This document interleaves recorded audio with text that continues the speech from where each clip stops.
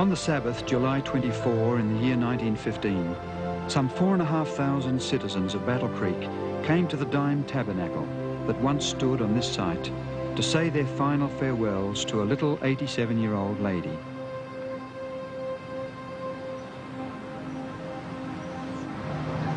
Just what was it that made Ellen White so special? This is the biographical information blank that she completed in March 1909. She was 81 years of age at the time and described herself as being 5 foot 2 inches or 158 centimetres tall, 140 pounds or 63.5 kilograms in weight, with a rather dark complexion, grey hair and grey eyes. She records her birthplace as Gorham, Maine, on November the 26th, 1827, and the date of her conversion as probably in March 1840. Late in August 1846, at the age of 18, she married James White. 4 sons were later born to them. Henry Nicholas in August 1847, James Edson 2 years later, William Clarence in August 1854, and John Herbert in September 1860. While such information is interesting, it doesn't give us any real insight into how she related to others, or how she handled the disappointments and frustrations of her life.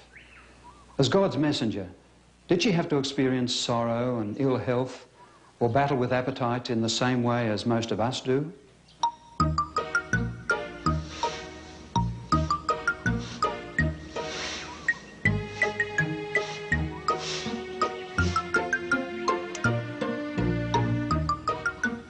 In the same way, this record fails to tell us of her love for animals and flowers, especially pansies, or how much she enjoyed attending auction sales and eating tomatoes.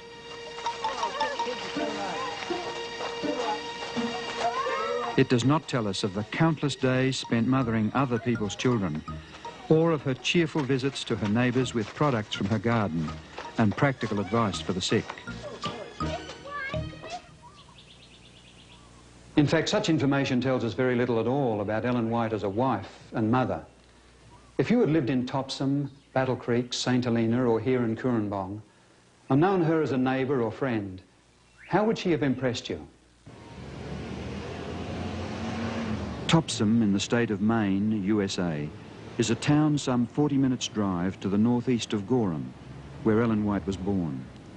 Here stands the home that once belonged to Stockbridge Howland, a successful engineer and a prominent early Seventh-day Adventist.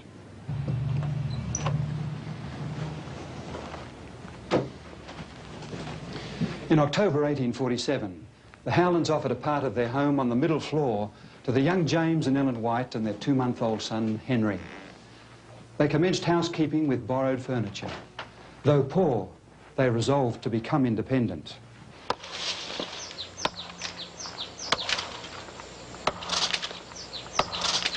James White worked hauling stone on the railroad and chopped cordwood in the forest, for which he was paid the handsome sum of 50 cents a day. In spite of their poverty and hardship, the young mother was able to write, "Sufferings and trials bring us near to Jesus." In vision, she was shown that God had been trying them for their good and preparing them to work for others by preventing them from settling down at ease. Convicted that they must work for the salvation of others, and knowing the rigours of travel in the 1840s, the Whites were forced into a difficult decision. Ellen wrote, "Alone before the Lord with most painful feelings and many tears, I made the sacrifice and gave up my only child for another to have a mother's care and feelings." They left young Henry in the loving care of the Howlands. Frequent visits helped to maintain the bond between the parents and their firstborn son. And how happy they were when they were able to take him back into their home 5 years later as a well-trained praying boy. As fortune would have it, 10 years later in December 1863, that same Henry, now 16 years old, fell ill with pneumonia while visiting the Howlands. Sensing that he would not survive, he made his mother promise that he would be taken back to Battle Creek and laid beside his little brother John Herbert, who had died 3 years earlier at the age of 3 months.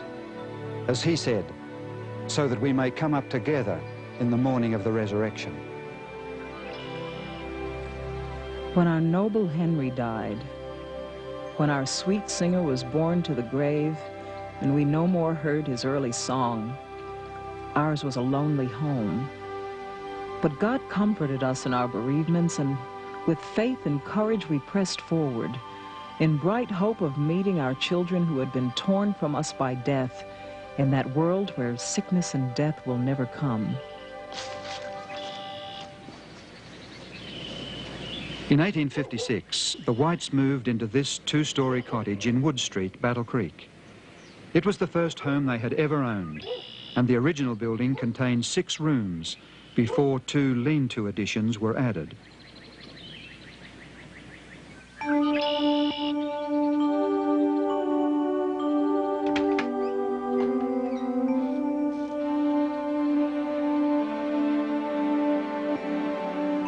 The front room on the ground floor served as a parlour and sitting room. Today a museum, it served then as the room where the family assembled for morning and evening worship.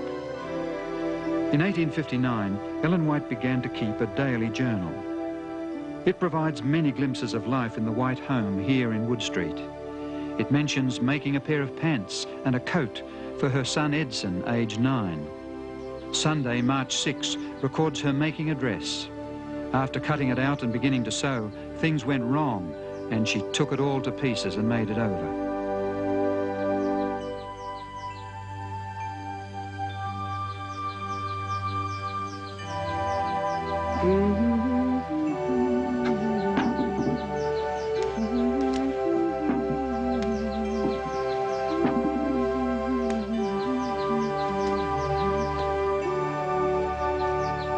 Ellen White was an enthusiastic gardener.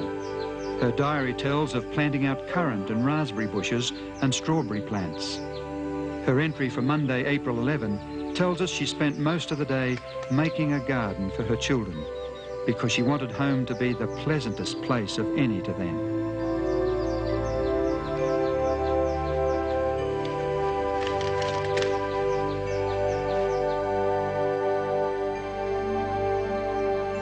The White home was always open to visitors, and at times it seemed to the family that they operated a free hotel.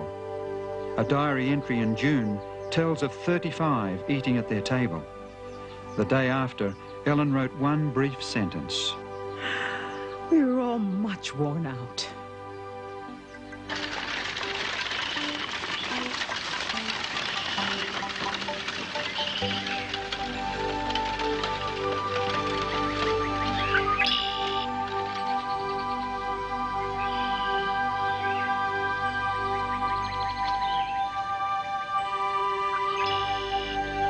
Travelling to visit the churches occupied a large amount of the Whites' time. During extended travel, Ellen did not forget her children and kept in close touch with them by frequent letters.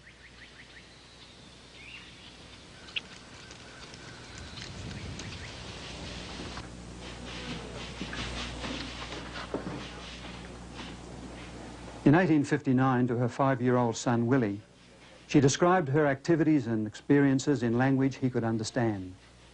With one letter, she sent a small box of candy with the admonition, "You must eat it only when Jenny thinks it is best. Eat a very little at a time." And to her 18-year-old son, Edson, she wrote in 1868, "I was disheartened, and so was your father, to see you so ready to put on a coat which cost $26, merely to walk down to the office. Edson, I am sorry that you do not manifest more care in regard to your clothing."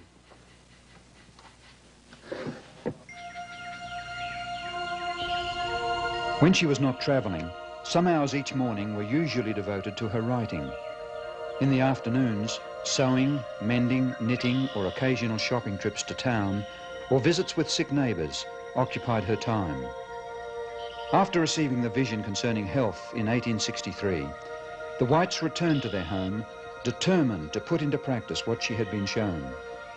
Little did she realise how hard the battle with appetite would be.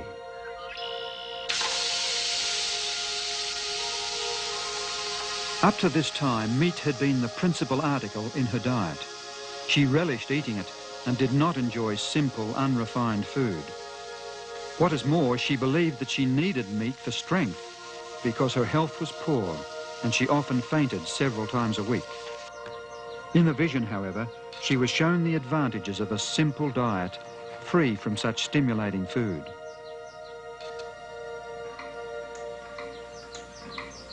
She instructed her cook not to serve meat anymore.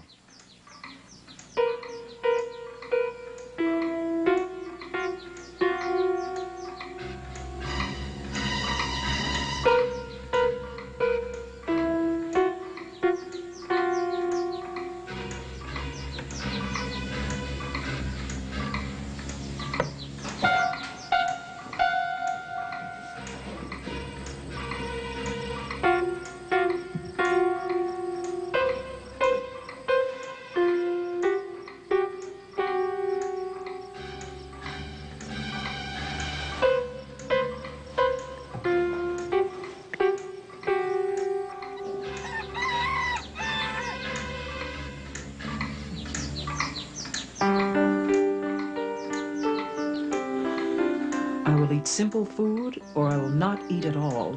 Stomach, you may wait until you eat bread.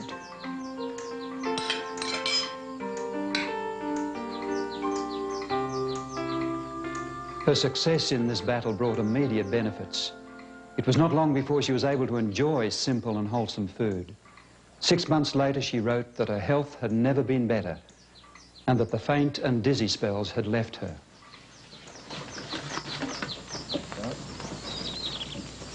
In 1867, the Whites moved to Greenville in northern Michigan. For 2 years, James had been very ill from stress, overwork, and the effects of a stroke. His sickness persuaded his wife to take some unusual measures in an attempt to help him regain his health. Although the physicians at the Water Cure Institution in Dansville had warned James that physical activity could lead to another stroke, his wife had been shown in vision that without physical and mental activity, he could not hope to recover. In the midsummer of 1867, she saw an opportunity to involve her husband in some physical exercise. While the hay was drying in the fields, she visited their neighbours and persuaded them to say that they were too busy with their own harvesting to help her husband when he asked for their assistance. Reluctantly, they agreed to cooperate. According to plan, when the request was made, James White was very disappointed at the response. His wife, however, spoke up. Let us show our neighbors we can work ourselves. As they passed by, the locals were surprised to see the lady who had been recently conducting public meetings, pitching hay on the wagon, treading it down, and building the stack as she worked with her husband and son, Willie. But more importantly, her innovative strategy helped restore her husband's health and strength. Due to the primitive state of photography at the time, no photograph exists of Ellen White smiling, although one artist has drawn this picture based on an early photo. In actual fact, Mrs. White was anything but morose. She was known to enjoy a hearty laugh at an amusing situation or a nice turn of words.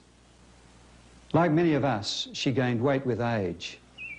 When a friend in Japan sent her a knitted vest-like garment called a hug-me-tight, she found it much too small.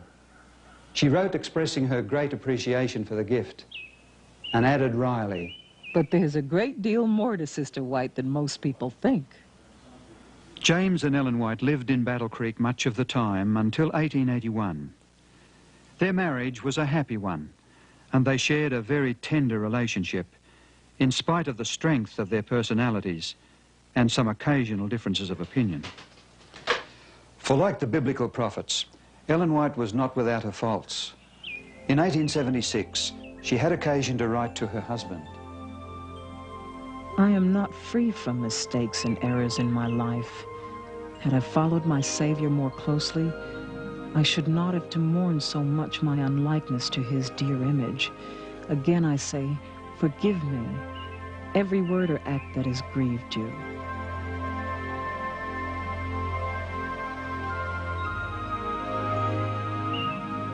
Like most marriages, Ellen's was not all sweetness and light.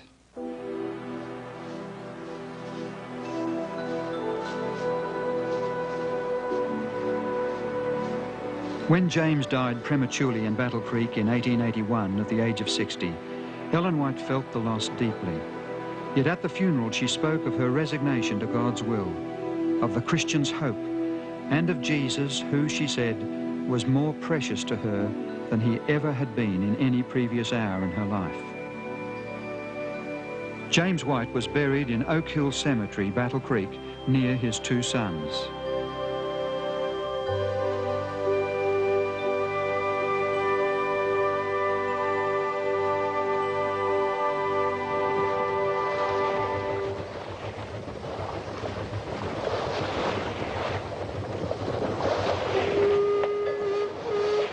Where do you live?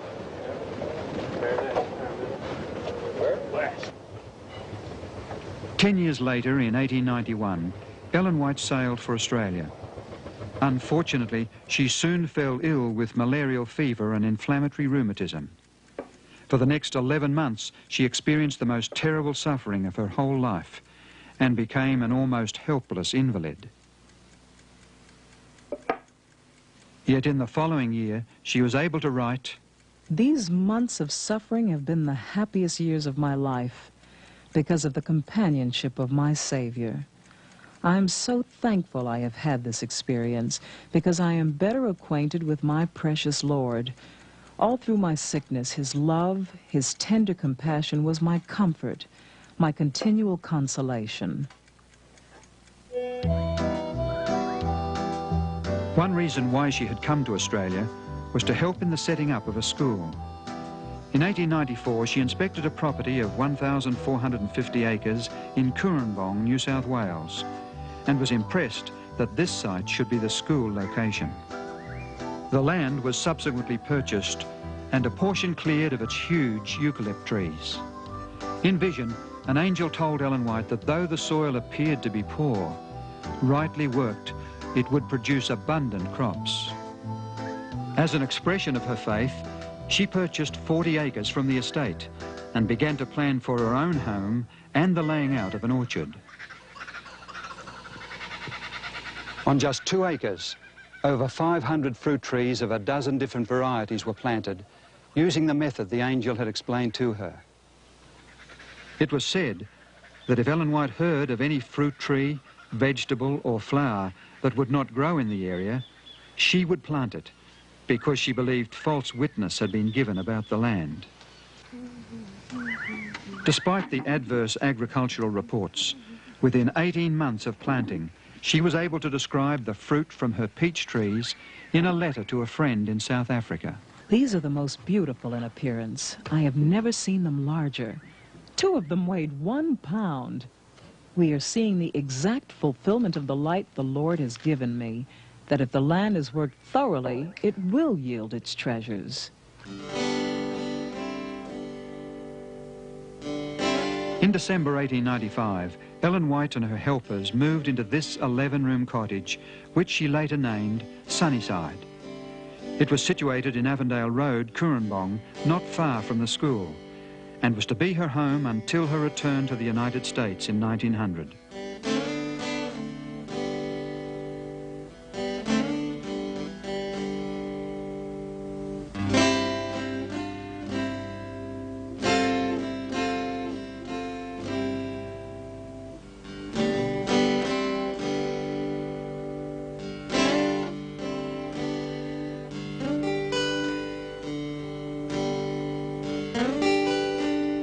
It was here that she received many prophetic dreams that helped guide the Seventh-day Adventist Church, not only in Australia, but also in America and in other countries.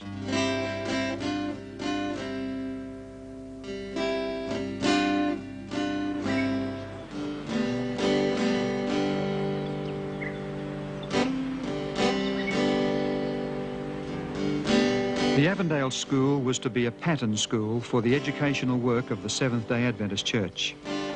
Here she met with the school principal and teachers who were anxious that its operation should be in harmony with the instruction God had given to her.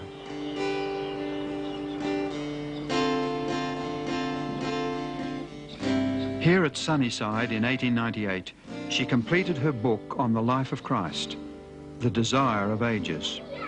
She also cared for her grandchildren here, as well as for other children needing a home. Thank you. And for you? Her kind and happy disposition meant that children never felt tense, nervous, or ill at ease in her company. And one for me, too.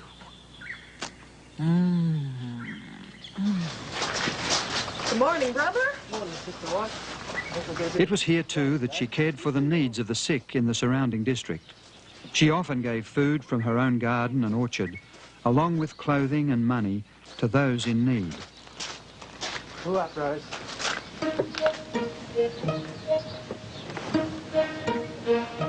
Yep. On one occasion, a group of local fishermen, grateful for her help, sent Avondale School a crate of fish. The cook, accustomed to serving vegetarian meals, wondered whether she should throw them out. Ellen White responded, "Of course not. Aren't there people in the community who would be thankful for them? Send them the fish with our compliments." She then wrote a letter of thanks to the fishermen for their kindness, expressing her appreciation of the thought behind the gift. Before she left Sunnyside in Australia in late August 1900, a beautiful velvet-bound autograph album was presented to her in the Kurenbong Church. The handwritten messages came from churches and individuals expressing appreciation, friendship and love. It also included pictures of churches, portraits of friends and scenes from her Sunnyside home. One page was even reserved for shots of her watchdog, Tiglath-Pileser.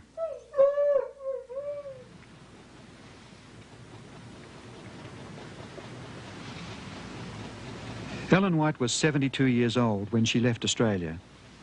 On the journey to America, she was concerned about where she would find a home.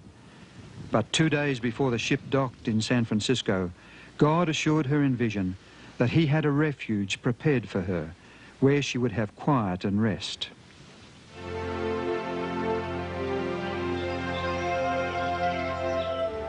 Within a week of her arrival, she was directed to this furnished 7-room home.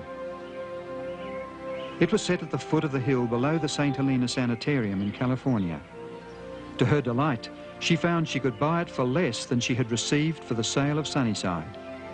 The residence was given the name Elmshaven, and it was to be her home for the last 15 years of her life.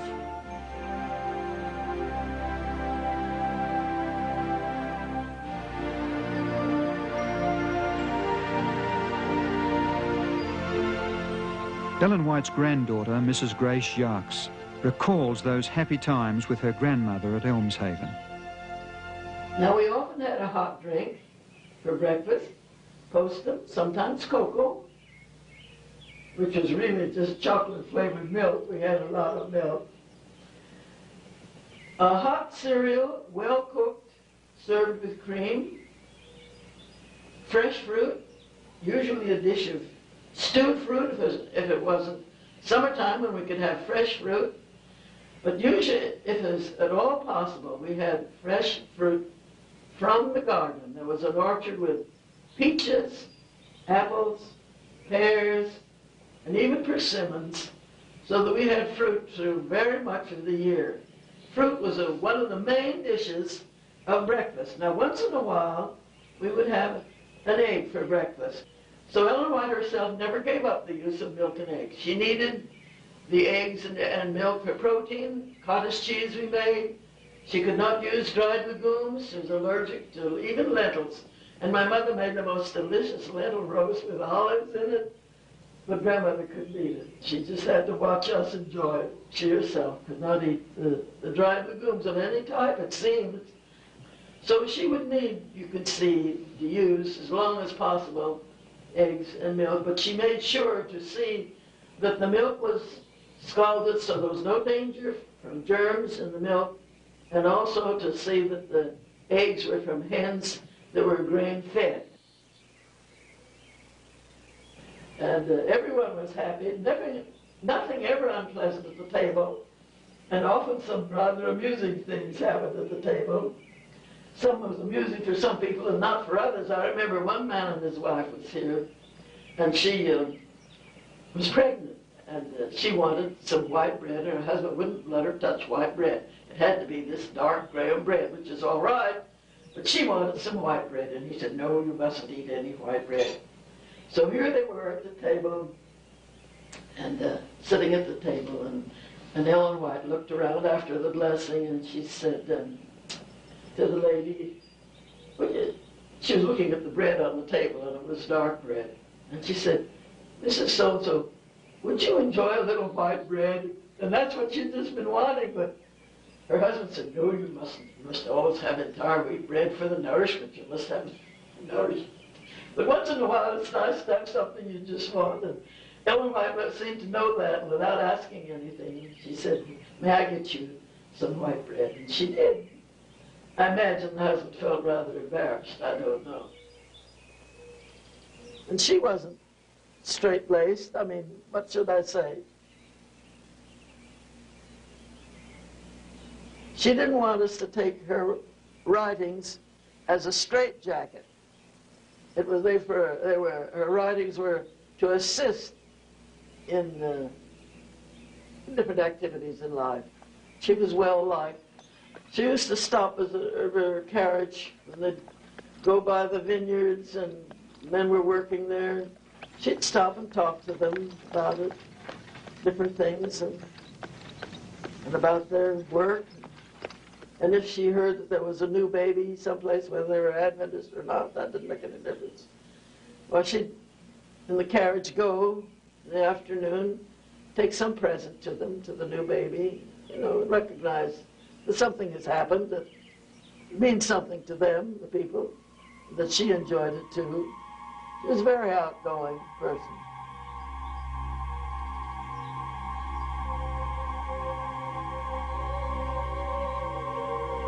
Many times the angels came to this room, stood by her side, instructed her. Wouldn't that be interesting to talk to angels?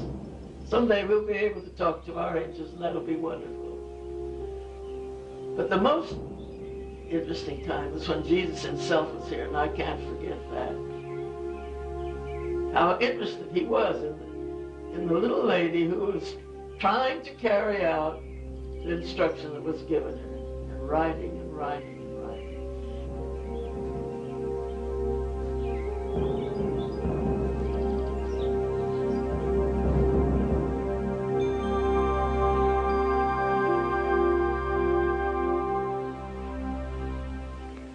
Elmshaven today is much the same as it was when Grace used to visit her grandmother here. This is the living room where visitors were greeted, and the family met morning and evening for worship.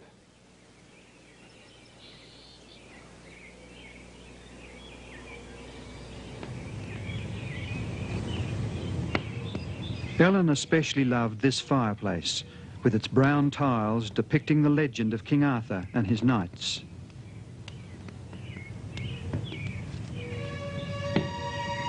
As she neared the end of her life, Ellen White enjoyed a triumphant experience of faith.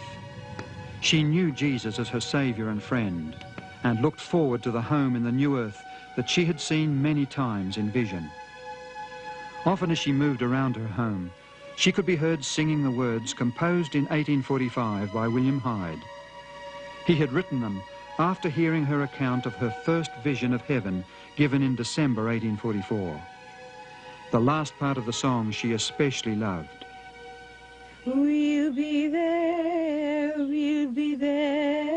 in a little while. We'll join the pure and the blessed. We'll have the palm, the robe, the crown, and forever be at rest. It was while entering her writing room on a Sabbath morning in February 1915 that she tripped and fell, her hip broken.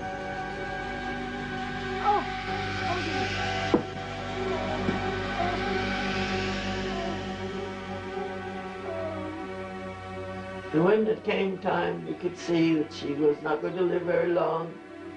We sent for my sister Mabel, who was Dean of Women at Loma Linda, to come and be here at the time. So they put the head of the bed by the fireplace, and we all gathered around. And she breathed less and less deeply, and just finally stopped breathing. There was no struggle. We wondered if she would say something. You always wonder, will people say something at last? But she didn't.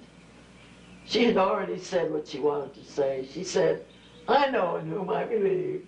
There was no panic. So she just quietly stopped breathing. In July, at, what time is it by that clock? 3:45.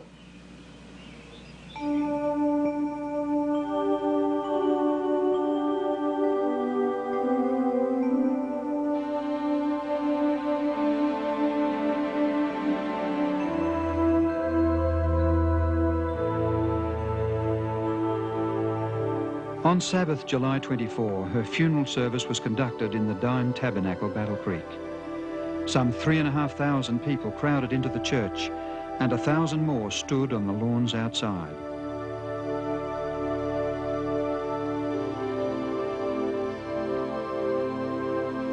Ellen White lies buried in the family plot in the Oak Hill Cemetery, Battle Creek, beside her husband and other members of her family.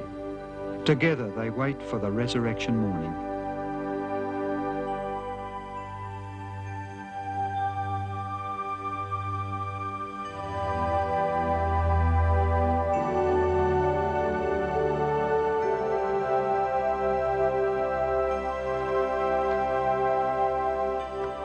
As with all God's messengers through the ages, Ellen White experienced the joys and sorrows of life. Like them, she did not lose the uniqueness of her personality, nor was she suddenly endowed with abilities that she did not previously possess. She was no plaster saint, but was one who always acknowledged that she was a sinner saved by God's grace. Like the prophets before her, she struggled with temptation, mourned her unchristlike character, possessed at times a faulty memory, had her likes, dislikes, and her own tastes of dressing and homemaking. She recognized her limitations.